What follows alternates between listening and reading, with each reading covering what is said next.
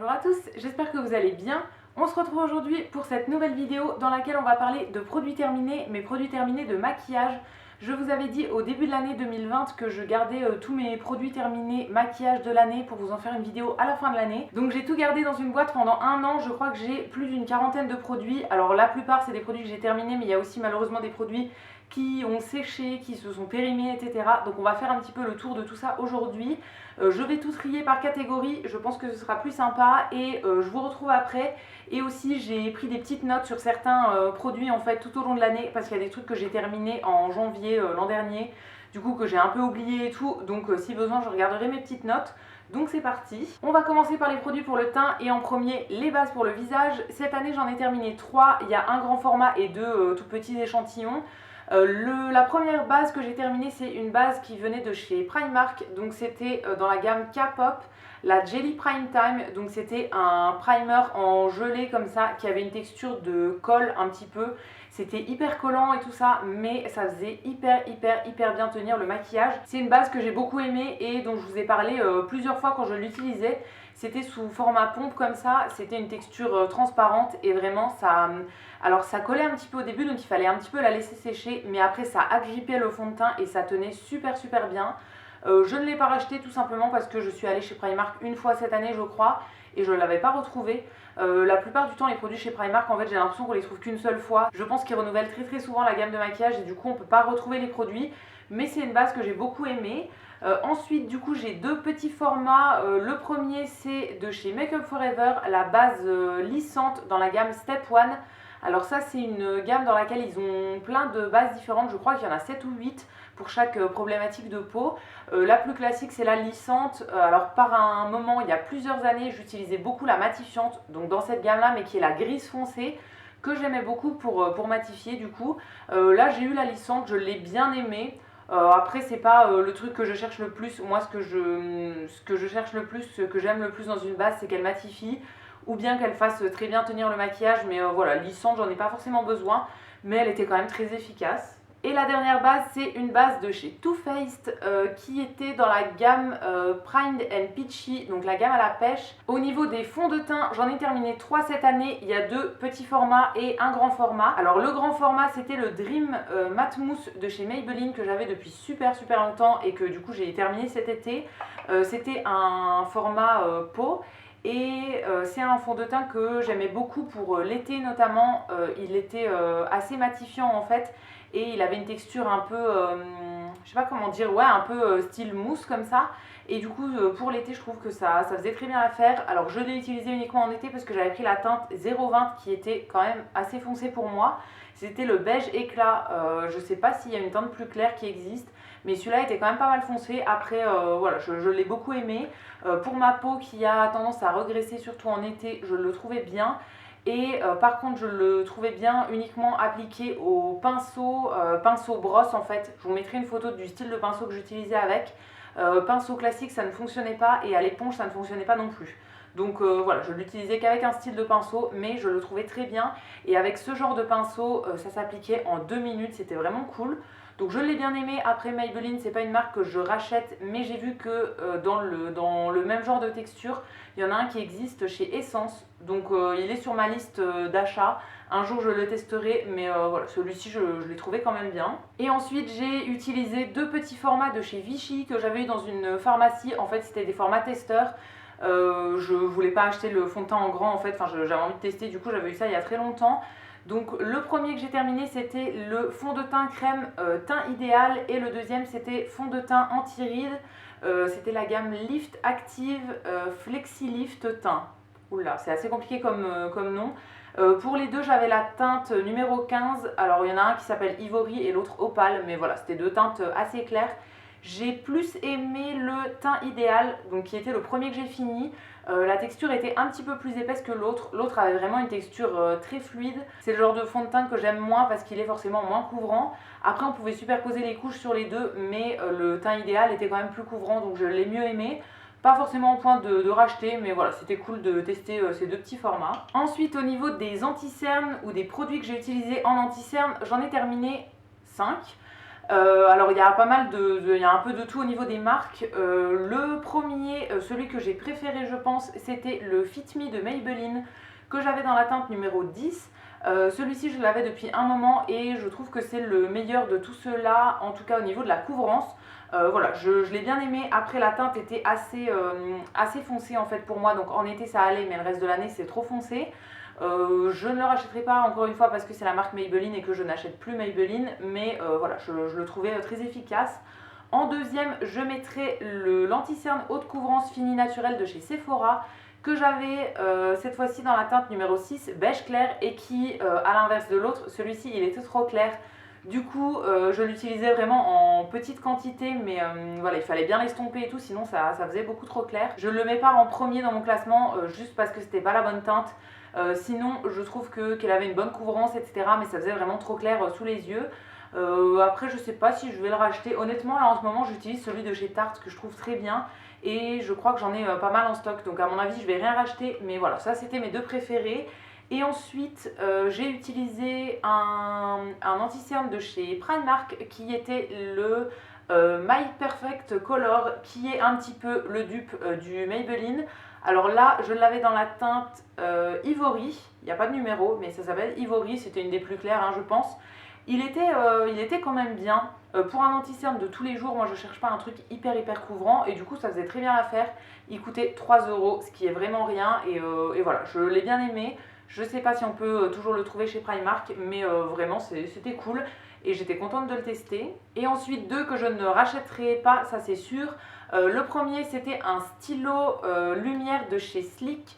Ça s'appelait Luminaire et je n'ai plus la teinte, mais je sais même pas si ça existe encore. Ah si, c'est la teinte L01. C'était en fait un stylo comme ça. Alors déjà, ça, j'aime pas du tout le format pinceau comme ça. J'aime pas du tout pour l'application. C'est un produit que j'avais depuis très longtemps, donc que je voulais terminer, et je sais pas, ça faisait des pâtés. Alors je sais pas si c'est parce que le produit était trop vieux ou pas, mais ça faisait des pâtés, la teinte était pas bonne, ça couvrait rien du tout et tout, donc vraiment ça non, je rachète pas. Et dans le même genre d'applicateur, j'avais un anti-cerne lumière un petit peu de chez Max More, donc de chez Action, avec le même genre de pinceau. Là c'était la teinte numéro 140, donc beige. C'était bien pour tous les jours. Pas hyper couvrant non plus, mais ça faisait bien l'affaire pour tous les jours. Après, encore une fois, j'aime pas trop ce genre de pinceau. Ensuite, toujours dans les produits pour le teint, j'ai utilisé deux petits highlighters comme ça qui étaient en crème. Alors ça, c'est des produits que j'utilise parce que je les ai dans mes tiroirs, mais sinon je n'en achèterai pas. Je les utilise en fait, au lieu de les utiliser en highlighter classique, je les utilise en dessous de mon fond de teint. Ça va apporter un petit peu de lumière en dessous du fond de teint et ça ressort un petit peu quand on l'applique et tout. Mais je rajoute quand même de l'highlight au-dessus. C'est la seule solution que j'ai trouvée pour les utiliser. Donc bon, je les utilise comme ça. Le premier que j'ai fini, c'était un stick enlumineur de chez Azos. Ils avaient sorti leur gamme de maquillage il y a 2 ou 3 ans je pense. J'avais acheté pas mal de produits pour tester. Et du coup là c'était le stick dans la teinte Tenacious, je ne sais pas comment ça se prononce. Je crois qu'il y avait plusieurs teintes, il y avait peut-être un bronzer un peu pailleté et un highlighter. L'highlight je l'ai utilisé vraiment jusqu'au bout, j'ai même raclé avec un pinceau et tout. Voilà, c'est un produit qui fonctionnait bien, mais j'en ai pas l'utilité tant que ça. Donc je l'utilisais juste parce que je l'avais, mais vraiment je ne le rachèterai pas. Et le deuxième, c'est un produit que j'avais depuis encore plus longtemps, qui est de chez Glossybox. C'était l'highlighter Cachemire, donc de la marque Glossybox, non, de la marque Criolan pour Glossybox. C'était un format 4,5 grammes dans un petit pot comme ça. Je l'ai complètement fini là, d'ailleurs je l'ai fini aujourd'hui, c'était ma dernière utilisation. C'était un highlight très joli, mais pareil, j'en ai pas l'utilité tant que ça. J'en ai encore plein en format soit crème comme ça, soit liquide à utiliser. Donc je vais continuer à en mettre en dessous de mon fond de teint. J'ai pas un fond de teint méga couvrant non plus, donc ça ressort très souvent. C'est très joli, mais voilà, pas au point de le racheter. Au niveau des poudres pour le visage, j'en ai terminé 6. Alors je vous ferai pas de classement parce que j'arrive pas trop à choisir mes préférés. Une que j'ai beaucoup aimée, c'était la poudre de chez Ben Nye, qui était la poudre translucide, qui était un petit peu rose comme ça. Celle-ci, je l'ai vue dans un swap il y a très longtemps avec Marion de la chaîne Hello Darling. Si tu passes par là, je te fais un coucou. C'était un format de 85 grammes, donc un énorme format que j'ai mis super longtemps à terminer. Mais c'est une poudre que j'aimais beaucoup. Alors elle apportait un petit côté un peu rosé à la peau. Pas ce que je préfère, mais sinon niveau fixation du maquillage, elle était très bien. Elle était hyper fine, donc pour faire même du baking et tout, c'était trop cool. Ils ont pas mal de poudres dans cette marque là. Ils ont la poudre jaune banane qui est très connue, mais ils en ont dans plein de déclinaisons de couleurs. Et vraiment j'ai beaucoup aimé, ça matifiait très bien, ça faisait très bien tenir le maquillage et tout, donc celle-ci je l'ai bien aimée. Ensuite, plus récemment, j'ai terminé de chez Too Faced la poudre Born This Way que j'avais acheté dans un petit format de 15, non j'allais dire 15 grammes, pas du tout, 1,5 grammes. C'était une poudre fixante aérienne dans la teinte translucente, donc c'était une poudre beige assez classique. Avec un petit tamis comme ça, mais un tamis qui peut s'enlever, donc c'est pratique pour si on veut en prendre plus. Je l'ai trouvée bien aussi, elle fixait bien le maquillage, elle était assez fine aussi, donc très bien pour faire du baking encore une fois. Moi je ne fais pas forcément du baking tous les jours, mais je vais appliquer ma poudre à l'éponge sans en mettre énormément, mais j'en mets quand même pas mal et j'applique tout ça à l'éponge et après je viens avec un pinceau pour enlever l'excédent. Donc celle-ci c'est une poudre que j'ai beaucoup aimée, elle est très efficace pour matifier le maquillage et elle coûte vraiment pas grand chose. Essence, c'est des produits qu'on peut trouver soit en ligne, soit dans les magasins Auchan je pense. Moi j'avais dû trouver ça dans les magasins DM en Allemagne à mon avis. Donc j'ai aussi la version libre de cette poudre que j'ai pas encore testée, mais la version compacte, voilà, je l'aimais beaucoup. Très bien pour matifier, elle était blanche donc elle apporte pas de couleur, etc. Mais voilà, très cool. La poudre suivante, c'est une poudre de chez Sephora qui est la poudre libre, lissante et fixante dans la gamme Beauty Amplifier. Ça c'est une poudre que j'ai déjà terminée une fois je pense, là c'était la deuxième fois à mon avis. C'est un format de 8,5 grammes et c'est une poudre libre. Elle existe aussi en format compact, mais moi je préfère la poudre libre. Alors elle vient avec un petit tamis comme ça que je coupe à chaque fois pour pouvoir prendre plus de poudre. Le seul truc qui me dérange dans le packaging, c'est que dans le couvercle en fait il y a un bout qui ressort en fait, enfin le couvercle n'est pas plat à l'intérieur et du coup on peut pas verser dedans pour direct la travailler dedans et tout, donc ça me dérange un peu. Mais sinon c'est une poudre que je trouve très cool pour matifier, elle est hyper efficace pour matifier le maquillage. Par contre c'est une poudre blanche et du coup ça a un petit effet flashback. Si vous en mettez pas mal et que vous vous prenez en photo après avec un flash, ça va ressortir sur les endroits où vous avez mis de la poudre. Donc c'est pas top. Après pour le quotidien, honnêtement, moi ça me convenait très bien parce que je ne me prends pas en photo avec le flash tous les jours, loin de là. Donc voilà, ça convenait très bien, je trouve qu'elle matifie très bien. Elle est hyper fine, elle est vraiment très agréable, elle lisse aussi et tout. Enfin vraiment c'est une poudre que j'ai beaucoup aimée. Je l'avais déjà rachetée une fois et c'est possible que je la rachète à nouveau. La poudre suivante, c'est une poudre de la marque Max More, donc qui vient de chez Action. C'était une poudre compacte qui est la poudre pressée, ah non c'est un fond de teint pressé compact qui était dans la teinte 261 Nude. Donc ça c'est un produit que j'avais depuis très longtemps. Alors le packaging c'était un peu cassé dans le couvercle là, il y avait une vitre à la base et elle s'est brisée. Et ensuite il s'est cassé en deux et tout, donc bon, j'ai essayé de le terminer rapidement parce que voilà, ça commençait à vraiment trop se casser. Il y avait une petite éponge pour appliquer dont je ne me suis jamais servie puisque j'applique pas ma poudre comme ça. Et ensuite du coup j'ai complètement fini le truc. Alors c'était une teinte qui me convenait bien, au niveau de la teinte ça allait très bien. Par contre, comme le couvercle s'est cassé assez rapidement, elle avait pris un peu l'air en gros et elle sentait pas très bon et tout, donc j'ai essayé de la terminer rapidement. C'est un produit qu'on ne peut plus trouver je pense chez Action, mais c'est un produit que j'ai bien aimé. Voilà, moi je l'utilisais vraiment en poudre, pas en fond de teint, mais comme c'est un fond de teint poudre à la base, c'est quand même assez couvrant, enfin ça apporte quand même pas mal de matière et de couleur et tout. Moi c'est une poudre que j'ai bien aimée, alors pas forcément au point de la racheter, mais voilà, je l'ai trouvée très bien. Voilà, rien de plus à dire là-dessus. Et la dernière que j'ai terminée là, ce matin en me maquillant, c'est une poudre de la marque Fashion Makeup que j'avais depuis des années aussi. Là c'était la poudre compacte numéro 3, donc dans une teinte assez foncée, je pense que vous verrez ça au fond du pan. J'ai un peu galéré à la terminer celle-ci puisque vraiment je trouve qu'elle servait un petit peu à rien. C'était vraiment plus une poudre de finition qui va apporter ni couvrance, ni matifier le teint, ni... Enfin voilà, elle va pas faire grand chose. Donc je l'appréciais pas tant que ça. En plus la couleur était un peu trop foncée, donc voilà, ça n'arrangeait rien.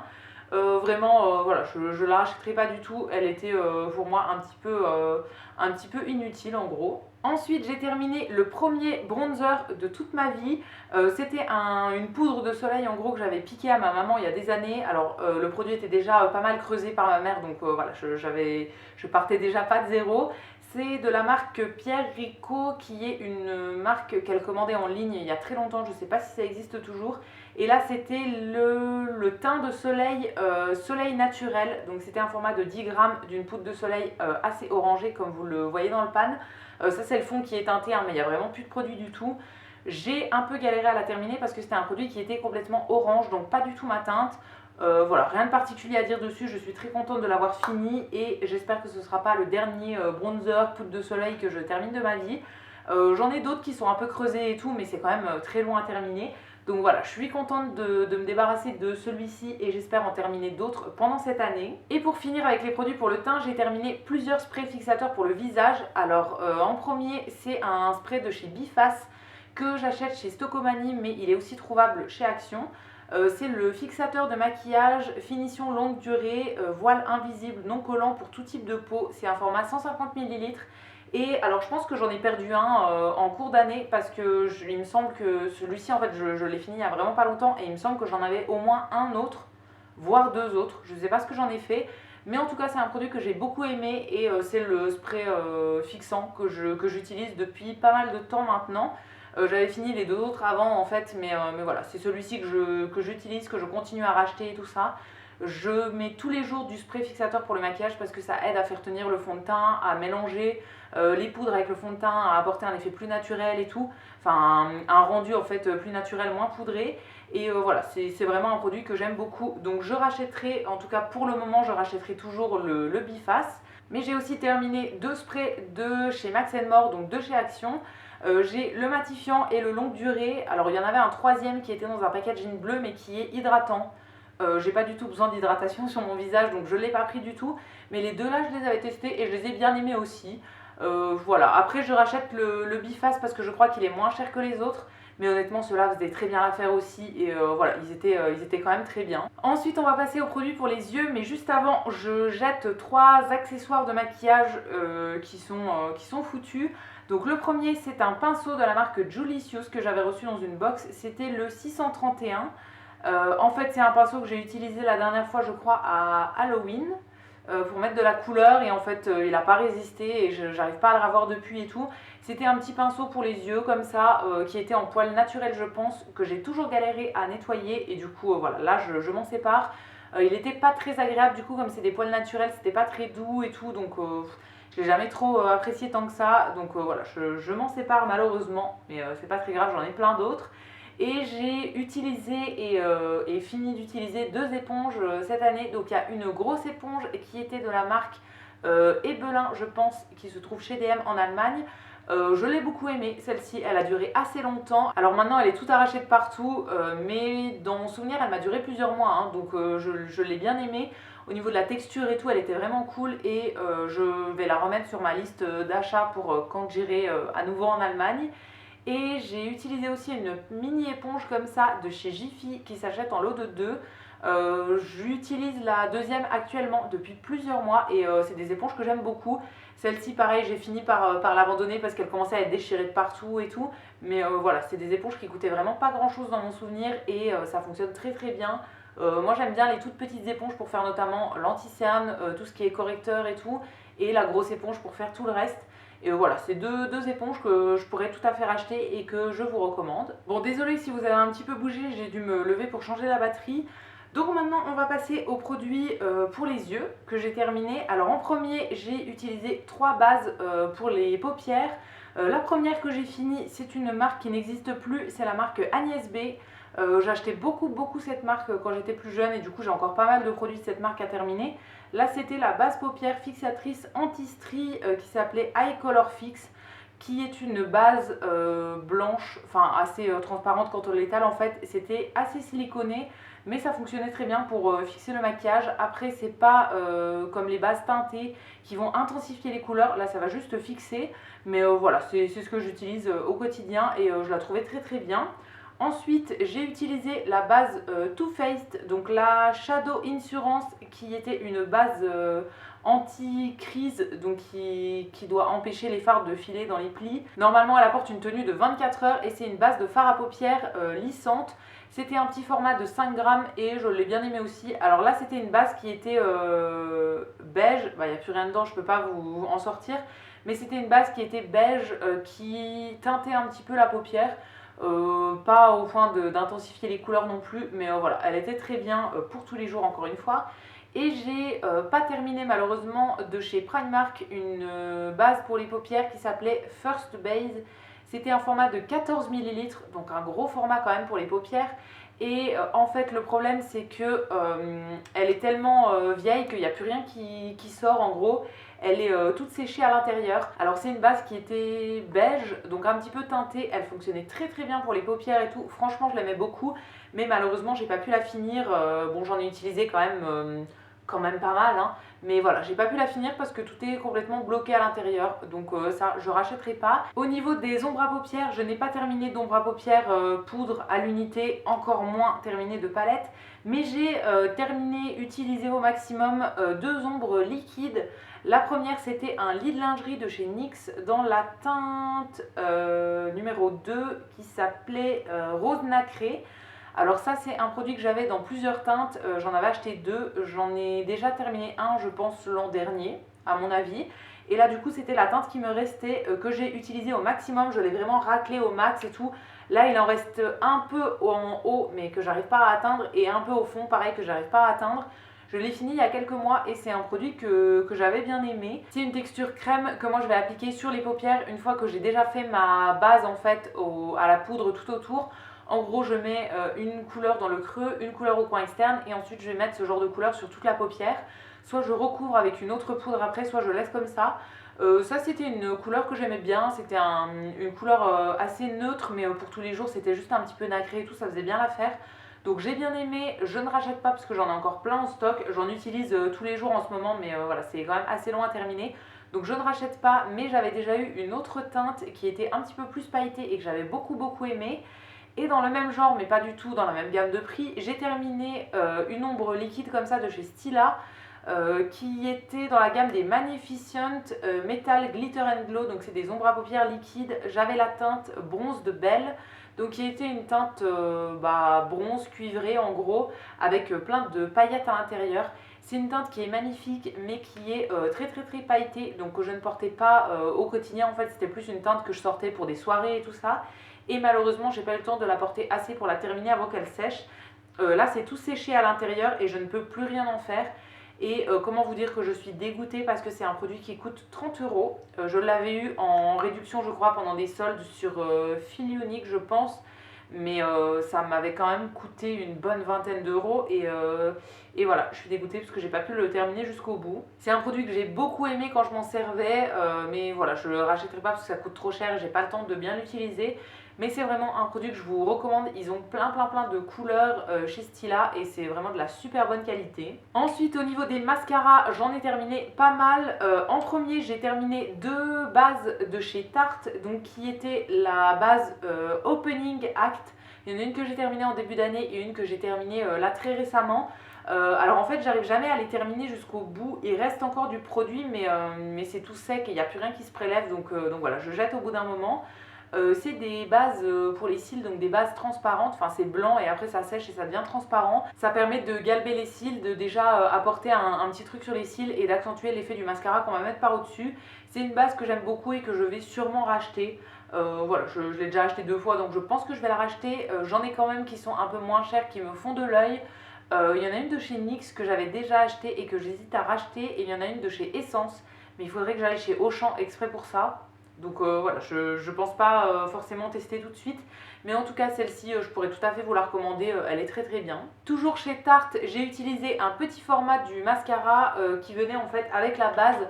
Quand on achète la base en grand format, souvent il y a le petit format de mascara qui est en cadeau.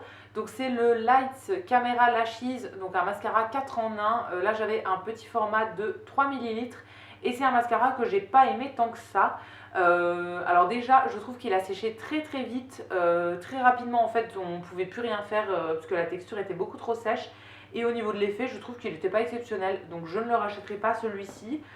Ensuite les 3 autres mascaras que j'ai fini, c'est des mascaras que j'aimais plutôt bien. J'avais en premier le Fossil effet papillon, je pense, de chez L'Oréal. C'est pas écrit en français mais je pense que c'est ça. C'était un mascara avec des fibres à l'intérieur que j'avais eu dans mon swap avec Marion encore je crois. C'était il y a très longtemps, donc il commençait à être vraiment pas mal sec, donc je suis contente de l'avoir fini. C'est une brosse qui a 2 côtés, donc un côté tout droit en fait et un côté qui est assez courbé. J'utilisais très souvent juste le côté droit et je la trouvais bien. Alors pour les cils du haut, pas exceptionnel, mais je l'utilisais pour les cils du bas, elle faisait très bien l'affaire. Mais je ne rachèterai pas parce que j'achète pas de produits de cette marque là. Ensuite j'ai le mascara noir de chez Azos que j'avais acheté comme l'highlighter tout à l'heure pour faire une vidéo où je testais. Donc c'était le noir classique et celui-là il avait une brosse que j'aimais bien. Alors c'était une brosse qui était quand même assez grosse, mais c'est une brosse en silicone, enfin en plastique. C'est le genre de brosse que moi je préfère avec des tout petits picots. Je trouvais qu'il était très très bien, il m'a duré très longtemps. À la fin en fait il n'était pas tout à fait sec, mais j'ai eu une conjonctivite, enfin un truc à l'œil en fait, et du coup dans le doute j'ai jeté le mascara que j'utilisais à ce moment là pour être sûre de ne pas me recontaminer une fois que je me remaquillais. Donc voilà, je le jette pour ça, mais sinon il était très bien. Et ensuite j'ai fini en dernier le Bad Gal Bang de chez Benefit, mais en format voyage. C'est un mascara que j'ai déjà testé plusieurs fois et que j'aime bien. C'est encore une fois une brosse en petits picots plastiques, mais c'est des picots tout fins tout fins. Alors si vous êtes sensible des yeux, de la muqueuse supérieure et tout ça, c'est pas très agréable de faire avec les petits picots comme ça, surtout quand ils sont tout petits. Souvent on se pique dans la muqueuse et tout, c'est pas hyper agréable. Mais après il était très bien, je trouve qu'il a un joli effet. Alors après n'importe quel mascara est accentué par la base que je vais mettre avant, mais même tout seul il était très joli. Il allonge les cils et il les définit bien. Il va pas faire énormément de volume je trouve, mais il va plus jouer sur la longueur. Donc il était bien, mais j'achète jamais de mascara en grand format, de mascara cher comme ça, et j'en ai encore plein à utiliser, donc je ne rachète rien pour le moment. Pour les sourcils j'ai utilisé 3 produits. En premier j'ai utilisé un crayon qui était de chez ELF. C'était un crayon pour les yeux à la base, mais que moi j'utilisais finalement pour les sourcils. C'était l'eyeliner brightening. Alors ça par contre c'est écrit, donc brightening ça veut dire un peu lumière, illuminant et tout ça. C'était un crayon brun. Donc bon, je comprends pas trop le mot, mais c'est pas grave, c'était dans la teinte Coffee. Et du coup c'est un crayon que moi j'ai utilisé pour les sourcils au lieu de l'utiliser pour les yeux. Il faisait très bien l'affaire, mais pas au point de le racheter. En ce moment pour les sourcils j'ai un crayon à sourcils de chez H&M que j'aime vraiment bien. Mais voilà, celui-ci faisait très bien l'affaire. J'ai utilisé ensuite un gel pour les sourcils qui était de la marque Max More, donc toujours de chez Action. C'était un gel transparent, la teinte 220. Alors je crois qu'ils en ont des teintés, mais moi j'avais pris le transparent. Alors c'est un gel qui s'est teinté au fil du temps, parce que du coup c'est un produit que j'applique au dessus du crayon, donc forcément ça prend un petit peu la couleur que j'ai mis en dessous. Ça faisait très bien l'affaire. Alors au bout d'un moment j'avoue que c'est un peu dégueu je trouve avec la couleur et tout, enfin ça donne pas très envie. Mais je l'ai quand même utilisé jusqu'au bout, je l'ai terminé et je trouve qu'il fixait très bien les sourcils. Je sais pas si je le rachèterai, mais voilà, il était plutôt cool. Et ensuite j'ai enfin fini un mascara pour les sourcils qui s'appelait Sourcils Graphique. C'était de la marque Agnès B, que j'avais encore une fois depuis des années. Et là c'était la teinte blond cendré délicat. C'était en fait la teinte qui se rapproche le plus de la teinte de mes cheveux, mais pas forcément de la teinte de mes sourcils. En gros c'était un espèce de roux comme ça. Ça faisait trop orangé je trouve dans les sourcils, et au final il a fini par un peu sécher. Je l'ai utilisé au maximum, mais voilà, ça je rachèterai pas du tout. De toute façon c'est introuvable maintenant. Pour les lèvres j'ai un seul produit. J'ai essayé de terminer au maximum des rouges à lèvres et tout. Il y en a où je suis vraiment pas loin du fond, mais où je suis pas arrivée au fond. Donc là cette année il y aura un seul produit qui n'est même pas terminé. C'est de la marque Balance Me que j'avais eu dans une Glossy Box je pense il y a très longtemps. C'était un gloss teinté pour les lèvres qui était brillant. Alors c'était écrit 100% naturel machin, teinte super soft beige. Alors du coup je sais pas si c'était le fait qu'il soit naturel ou que dans tous les cas je l'avais depuis trop longtemps, mais en fait le truc a tourné. J'ai voulu le mettre une fois pour voir quel effet il avait sur les lèvres parce que j'avais un peu oublié, et en fait ça puait, ça me piquait et tout. Ouais non vraiment ils sont pas du tout bons, donc je le jette, je l'abandonne. Je l'ai porté quelques fois hein, quand même, mais voilà, pas assez à mon goût, et c'était pas le genre de produit que j'utilise. Et enfin pour finir cette vidéo qui aura été interminable, j'ai utilisé 2 vernis, donc 2 produits pour les ongles. Le premier, c'était un top coat de la marque Max More, donc de chez Action. C'était le top coat effet gel que j'ai acheté il n'y a pas si longtemps que ça. Je l'ai ouvert il y a quand même à peine quelques mois. Et en fait, je l'ai utilisé 2-3 fois et il est même pas terminé. Mais alors déjà, je galère à l'ouvrir. Mais en fait, il fait, je pense que vous allez le voir, il fait des fils, mais des fils de ouf en fait. Il est devenu hyper pâteux, je m'en suis servi 2-3 fois et depuis en fait il fait des méga fils, donc c'est impossible de s'en servir. En plus, je m'en suis servi la dernière fois en fait où je m'en suis servi, il a fait des pâtés sur mes ongles et il a même changé au niveau de la couleur, il a changé l'aspect de mes ongles. Je vous mettrai une photo, mais j'avais mis le même vernis sur mes 2 pouces qui était un bleu clair. Sur une main, j'avais mis ce top coat là et sur une autre main, un autre top coat transparent. Et en fait, l'ongle où j'avais mis ce vernis là de chez Action, du coup, il était devenu vraiment avec un fini jaune.